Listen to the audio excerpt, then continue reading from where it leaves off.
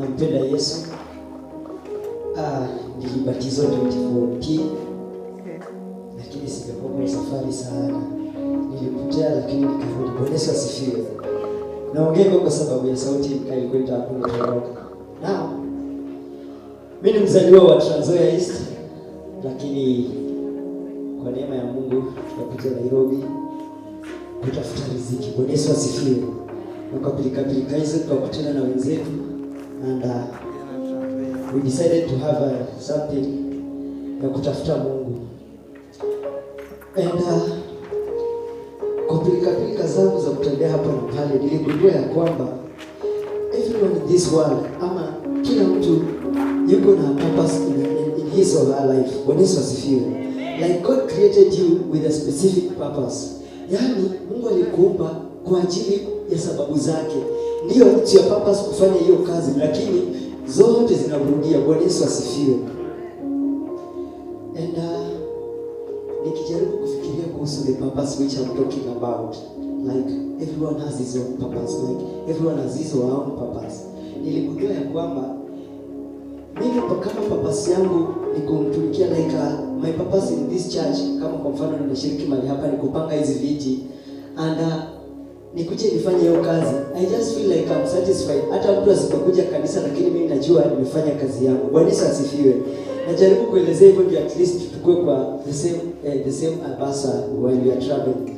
Now, nikarealize kwamba there are some people wengine wasipokuja church, those people kazi yao ni kupigia watu, hello, uko wapi? Church imeshaanza. Alafu kuna sisi wenye hata mtu asipokuja church, tuko zile za si kila mtu anatafuta Mungu. Bwana Yesu asifiwe. Now, from the book of Matthew chapter 28 verse 19 to 20, the Bible says, go to the world to preach the gospel, baptize them in the name of the Father, and teach them what I've commanded you to do. Bwana Yesu asifiwe. While I was looking at this book, nilirealize kwamba Mungu ametupea, despite the fact kwamba kila mtu akona his own way, lakini our general purpose is to spread the word of God. Bwana Yesu asifiwe. And this word of God ambao Mungu amesema to spread, hajasema kwamba unachukua Biblia like you are going somewhere and then you just open the Bible and you just read and then you go home. No, that's not spreading the word of God. Bwana Yesu asifiwe. When he said that we go and spread the word of God, like we spread the gospel, he meant like twende tuambie watu ambao hawajiokoka matendo ambayo Bwana amefanya, tuwavute katika Kristo. Bwana Yesu asifiwe. Bwana Yesu asifiwe. Na alisema vizuri, you baptize them in the name of the Father. Acha nitasoma Matthew 28 verse 19 to 20. The Bible says, go then and make disciples of all the nations, baptizing them into the name of the Father and of the Son and of the Holy Spirit, teaching them to observe all things whatsoever I have commanded you, and I am with you always, even up to the end of the world. Bwana Yesu asifiwe.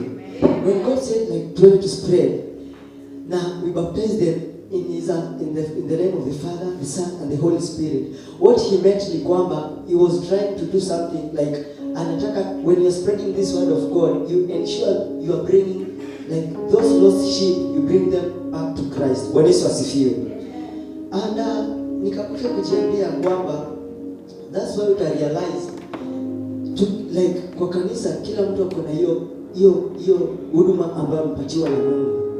And before you baptize someone, una realize kwamba like this someone ambao unataka baptize, you must preach to him the word of God. By doing this, like inakuwa imefika time yake ya kusikiza neno la Bwana, and then this person anajikompose na anasema what I've been told ni ukweli, and for that reason this person anaamua kwamba atafuata Yesu Kristo. Bwana Yesu asifiwe. Now, that being the role that you are given, and then amesema like you teach them the commandments are given to you. Bwana Yesu asifiwe. We all realize kwamba we all know kwamba the biggest commandment is love. Bwana Yesu asifiwe. You love your God with all your heart, with all your soul and with all your mind, as well as you love your neighbor as you love yourself. Bwana Yesu asifiwe. If you love your neighbor, uta realize kwamba you can't think kitu kibaya kihapenie neighbor wako. And if you love your God with everything that you have, utarealize kwamba how you'll be serving this God is different from this someone when you're like hayuko committed to that love. Bwana Yesu asifiwe. Wewe ambaye umeamua like mimi sasa nimeamua kumtumikia huyu Mungu, like umechukua love kwamba it's your language, utarealize hata kitu kama like wewe ndio ambao utakashifu mtu akifanya kitu kibaya. Wewe ndio utakuwa mahali unasimama na unaeneza hii habari kuambia watu kwamba dhambi ni mbaya. Bwana Yesu asifiwe. Kwa maana you have the love, that love towards your neighbor, utaki angamie. Bwana Yesu asifiwe. Amen. And to realize the journey of Christianity, we realize kwamba there's something called the calling, then salvation, and then tunapata sasa this baptism. Bwana Yesu asifiwe. Amen. Mungu akikuita ndio utapata uokovu alafu utabatizwa. Bwana Yesu asifiwe. What am I trying to say? Ya kwamba when you realize kwamba it is your time for ministry, then that is what we are calling ministry. Calling. And then you realize kwamba the path that you are in is not the path that God wants you to be in. So you have to change that path and be in the right path for you to work for God. Bwana Yesu asifiwe. And for that reason, unapata mtu anaamua kwamba ataokoka. Bwana Yesu asifiwe. And then after umeokoka, that's after you gotten salvation is when salvation and baptism somehow go close. Kwa sababu during baptism the salvation unapata. Bwana Yesu asifiwe. Now once you've gotten salvation, now you are ready to work for God, and you are ready to do your ministry. As a Christian, we realize most of us are not humble. Bwana Yesu asifiwe. Now what I've come to share with you is something called humility. Bwana Yesu asifiwe. Tunarealize kwamba humility is that ni mtu like humility ni like if you say someone is humble, humility it gives us the word humble. When you say someone is humble, we simply mean kwamba this person has no pride. We all know kwamba pride ni ile kujisikia sana. Unajua kuna ile kujisikia kuzuri na kuna ile kujisikia sana. Bwana Yesu asifiwe. Someone who is too proud of himself or herself, then we tend to say that this someone he has that character of pride. Now, for humility ni ile unyenyekevu. Like you realize like haujisikii sana, but though you are doing what it's supposed to be done, lakini haujisikii sana. Bwana Yesu asifiwe. And when I was doing my research, I realized kwamba we tend to know kwamba like the characteristics of these humble people. Una realize kwamba mtu like this someone is humble, and then wewe kama Mkristo uko zile za I want to be like this person, I want to be like this person, kwa sababu we all know kwamba for a humble person ndio Mungu atamtumia. Kweli Pastor Ken utanisaidia hapo, ni ukweli. For someone who is humble is more likely to be used by God, and like someone who is proud of himself. Now when we are looking at characteristics of a humble person, tuligundua like this someone has a childish, like we say, a childish behavior. Say ile utoto like ile utoto ya kulilia vitu like ile utoto like, but we look at this child like kuangalia mtoto in this perspective ya kwamba mtoto hata akikosewa na mzazi wake bado atarudia mzazi. Mtoto akipewa kitu lazima atasema asante. Mtoto hana haiki grudge. Mtoto mtoto is very open. Will be moving, and akifanya makosa hata kama yeye amefanya atakuja ajireport. And for our God wants us to be in that manner. Like whenever you are doing anything, umemuhusisha. Ukienda astray, umetoka kwa njia za Mungu, you'll be there ready to ask for forgiveness. That by doing that, wewe na please Mungu. Bwana Yesu asifiwe. And sisi Wakristo wa sasa hivi, we have that tendency of judging people like tukisema a childish behavior, mtoto like that you portray that characteristic of a child. For a child will never judge someone. Mtoto hata kuja kujudge. But sisi Christians wa sasa hivi tumechukua kanisa kuifanya sio kanisa kama ile ambayo ilikuwepo mwanzo. Kanisa ya sasa hivi, like we have a set of rules. You even hear that this ministry ama this church iko na rules. Kama vile Mungu alitupatia rules, na sasa sisi kama kanisa tumeweka sheria za kikanisa. Ati kwa kanisa yetu msichana hawezi kuja akiwa ameshuka hivi, msichana hawezi kuja akiwa amevaa hivi, msichana hawezi fanya hivi. Then for a church pia mmemwekea limitations.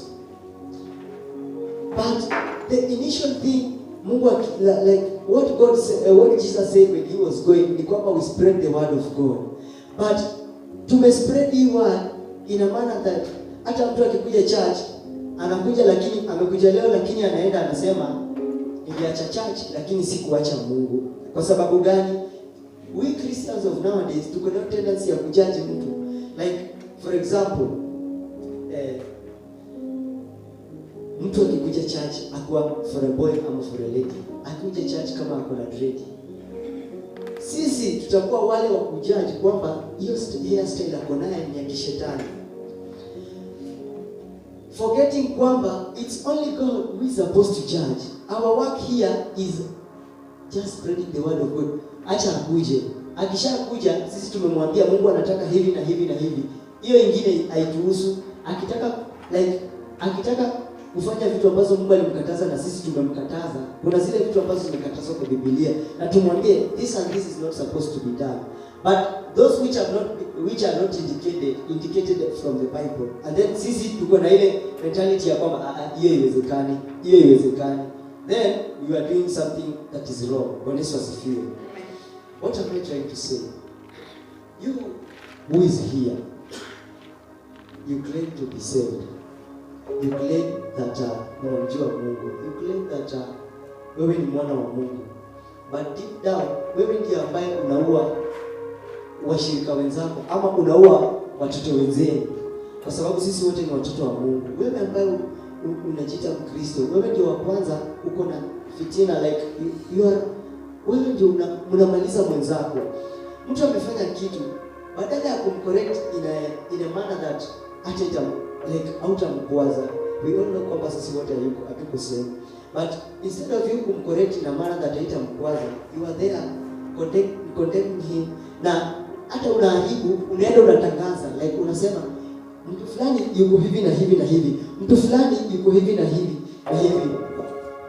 Mimi kwa mfano sasa hivi nikiongelea ameshafanya kitu, and then nichukue kitu nishare na brother Victor, nishare na brother Belshaza, nishare na sister fulani, na yet kitu naeneza, maybe badala ningeenda nimwambie kwa ukarimu ama kwa upole, nimwambie tu ndugu yangu, kile ambacho umekifanya hakistahili mbele za Mungu. Ninaenda kushare na hao wengine, na hao washare na wengine, tuna realize kwamba itaenea, and then this person siku ambayo itamfikia, kwa sababu lazima itarudi imfikie, atatoka kanisa na aende. Na possibilities ya hata kuacha aache hata Mungu iko hai. Kwa sababu gani? Kwa sababu sisi hatujamu-encourage. Kitu tumefanya, tumemuongelea tukamvunja moyo. Now sisi ambao tuko hapa siku ya leo, Mungu alikuwa amesema tukutanie mahali hapa, na Kenya naleta ama what I'm delivering to you ndio Mungu alikuwa amenipatia. Si tu kuwapea nyinyi, bali pia mimi najifunza ndani. Kwa hivyo tunajaribu kuambiana ya kwamba uko mahali hapa, usiwe mshirika ambaye wewe ndio unaangamiza mtu. Usiwe mshirika ambaye unaua wenzako.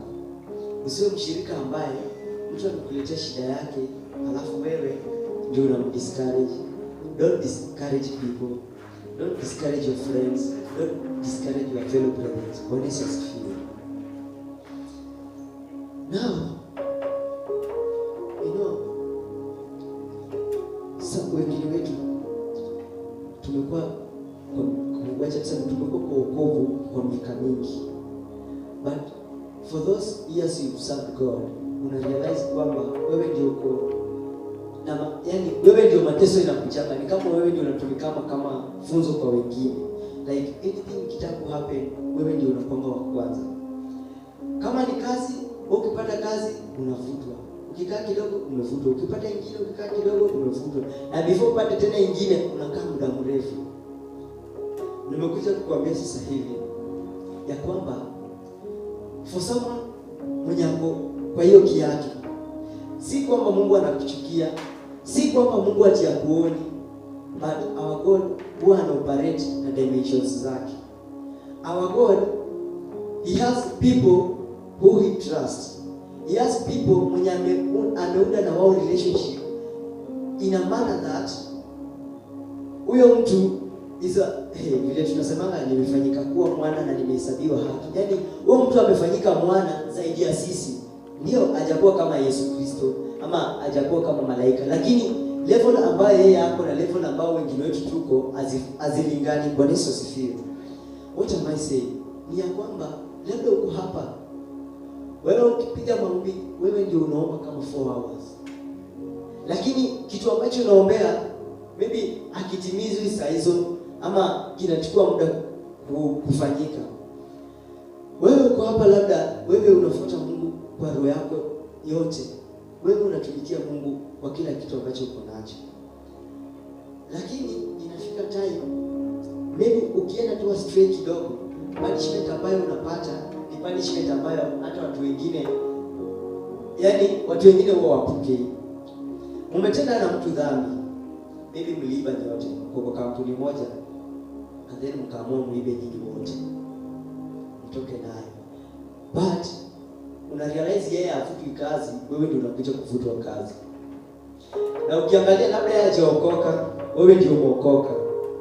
And then uko zile za maybe ukichukua, acha tuiseme hivyo, maybe ukichukua kitu ya hiyo kitu ambacho ulichukua bila ruhusa, intentions zako zilikuwa maybe umegwama, sasa unataka ikusaidie kuamua. And then maybe yule mwingine alichukua kwa manufaa ya maybe alienda kupiga sherehe nayo. Then yeye atavutwa, wewe utavutwa. Reason ni kwamba nikifanya like when I was doing my research I realized kwamba ikifika mahali kama hapo, we have realms of knowing God. Na mtu kama huyo bado ako kwa realm of mercy. But lakini wewe uko kwa realm of righteousness. Wewe Mungu amekutrust. Wewe ni mtu ambaye Mungu anaamini kwamba wewe ni mwana wake. Yule bado Mungu anamtafuta arudi. Yeye ni kondoo ambaye ilipotea. Bado anatafutwa arudi. Na wewe tayari ulishafanyika kuwa mwana. So the punishment you are getting is more severe kushinda yake.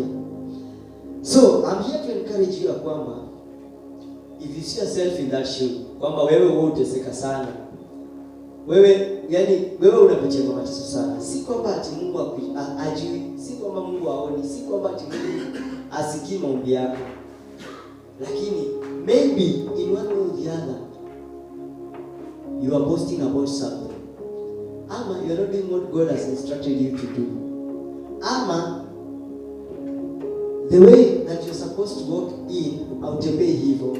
That's why unajikuta in such a state. When Yesu asifiwe. Now, for a humble person, Mungu huunda a relationship with him, and this relationship yenye Mungu huunda na yeye, tuna realize kwamba this relationship, yani it's a relationship yenye inadumu. Ni relationship ambayo hakuna kitu inaweza ivunja. We look at an instance from the Bible, the tax was it the Pharisee and the tax collector walipoenda kuomba. When we are looking at this tax collector, we realize kwamba aliomba na akasema ukweli kwamba yeye ni mtenda dhambi, alikuwa amenyenyekea na akaomba msamaha. From that parable, Jesus alisema ya kwamba the prayer of that tax collector ilisikika na ya Pharisee kusikika, kwa sababu Pharisee aliamini kwamba yeye ako perfect. Bwana Yesu asifiwe.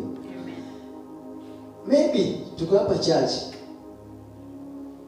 lakini hata ukikuja kuomba Mungu, unaomba Mungu ni kama hujamweka kwa ile position ya Mungu, umeweka Mungu ni kama your fellow human being.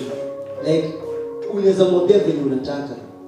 Mungu hata wewe unaona, hata wewe Mungu unaona, hata wewe Mungu unaona iko hivi, kwa nini inafanyika hivi? Of which our God hataki hivyo. Mungu wetu sio Mungu ambao sisi tunampanga. Ni yeye anafanya vile yeye anataka. Tunaomba Mungu atupatie hii na hii na hii, lakini yeye anakupatia sasa ile anajisikia. Okay, imefika sasa ndio anakupatia. Okay, wewe bado wewe ngoja kwanza. Wacha nikutest nione venye huko. Then with the time anakupatia. So my dear brothers and sisters, ningependa kuwaambia kwamba katika hii safari ya Ukristo kitu ambacho kinaitwa humility ni kitu ya maana sana. Ni kitu ambacho hata kwa mali unafanya kazi, when you're humble, you're more likely to be promoted. Hata uko kama unasoma, if you're humble, hautawajipata in trouble. Uko kwa hii country yetu, if you're humble, utawajipata kwa trouble. Bwana Yesu asifiwe. We realize kwamba being humble is a key factor, like ya kukaribia Mungu ama ya kumguza Mungu. Kiaje? Mtu ambaye ako humble, yeye ajipigi kifua. Na Mungu wetu anataka mtu ambaye ako full of shukrani. Mtu ambaye anytime kitu kimefanyika anasema utukufu mrudie Mungu. Sana sana waimbaji wale ambao Mungu amewapea kibali, tu realize tusiangalie loza kama kina Rosmuando, kina Zorago, Waldan, tusiangalie kama wao. Tuangalie people like who are growing, like to pay level kama kina Sautosh and with the band, watu kama hao. Wengine wao ambao kwa hiyo level utarealize kwamba after ministry ama after kufanya kitu ambacho kiliwapeleka kanisa kufanya, when someone tells them leo kulikuwa na hiyo uwepo wa Mungu, then tutasikia wakisema sisi kawaida yetu tukiwa mahali fulani, sisi tukifika hapo uwepo nao lazima ikue. Hilo anakuwa amechukua tukufu. Na ndio utarealize waimbaji wengi wao uteseka sana kushinda watu wanafanya hii ministry nyingine. Ni kwa sababu gani? Kwa sababu ya kujipiga kifua. Mtu ambaye anashinda kujipiga kifua, wewe na Mungu hamko kwa leni moja. Kwa sababu kitu unafanya ni kama unashindana na Mungu wetu. Na our God is a God who is very jealous. Hataki competition na mtu yeyote. You want to remain as you want to remain God forever. Na sisi hakuna mtu anaweza fikia hiyo kiwango ya Mungu. So if you try to be like him, then possibilities za wewe kupokea punishment ziko high. Waimbaji, ningewaomba as this year continues, let's emphasize humility. Jitolee kabisa. You know, for a humble person, amesikia, amejua niko na hii vitu, na amesikia kuna mahali kunafaa kufanyika hii na hii na hii, atajitolea yeye kama yeye aende akifanya, sio watu waone ama sio yani ataki appreciation, lakini anataka utukufu mrudie Mungu. Sisi wenye tuko hapo siku wa leo, I'll urge you, ukienda home ama anytime na you just think about yourself, you ask yourself, am I doing what God instructed me to do? Am I doing my purpose? Am I doing what I was created to do? I'm doing my own things. After umejiuliza hivyo, then you jiulize, am I a humble person? Kwa sababu someone who knows his purpose, obvious, ako humble. Kuna wenye wameshajua lakini sasa wameingiza kiburi. Lakini Mungu akishaishusha, then this person akirudi kwa sense zake, atarudi akiwa kwa laini.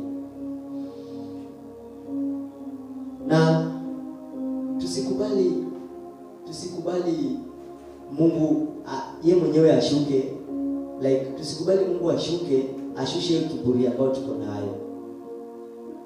Sisi wenyewe unajiita mkutano, unajiuliza mimi kama Peter,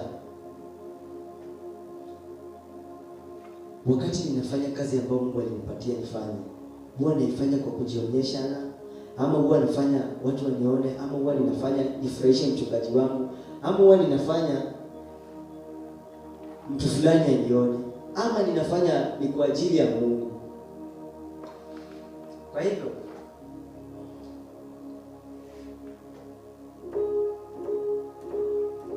what you're supposed to do,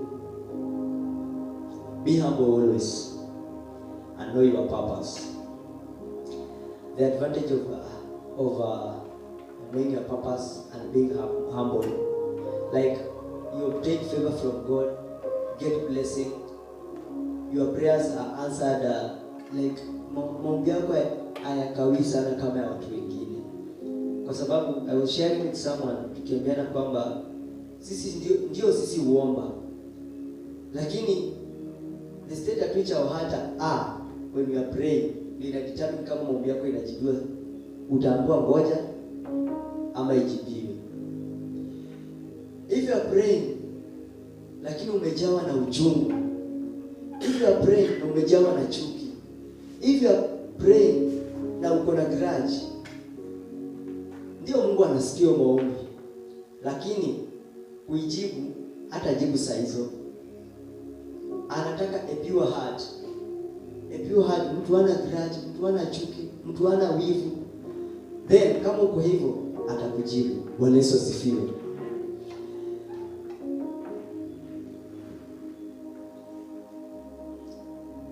So usiku wa leo, acha tukiendelea na mkesha wetu. Nataka tukiendelea, ama ningeomba tukiendelea, tuifanye na moyo ambao umenyenyekea. Bwana Yesu asifiwe. Moyo ambao uko ready kumtumikia Bwana. Like let's do this kesha like people who have the thirst of serving God. Bwana Yesu asifiwe. Nimemaliza. Asanteni sana kwa muda wenu. Asanteni kwa kunisikiza. Nikifanya introduction, nilisema naitwa Peter, nimeokoka, natoka Maranatha Faith Assembly hapa Dagoretti Corner. Na sikusema kama nimeoa ama sijaoa. Na sijaoa ukweli, lakini siko single. Niko na mtu asisearch, wewe unasema na search. Niko na mtu na yuko pia hapa ndani. Na napenda kufanya like napenda kumtambulisha kwa sababu I want like before men, before God, before heaven, before earth, like ijulikane kwamba niko na yeye. Na Eva ni mapenzi ya Mungu, then let it happen. Bwana Yesu asifiwe. So mali uko mama, simama alafu uwejie watu.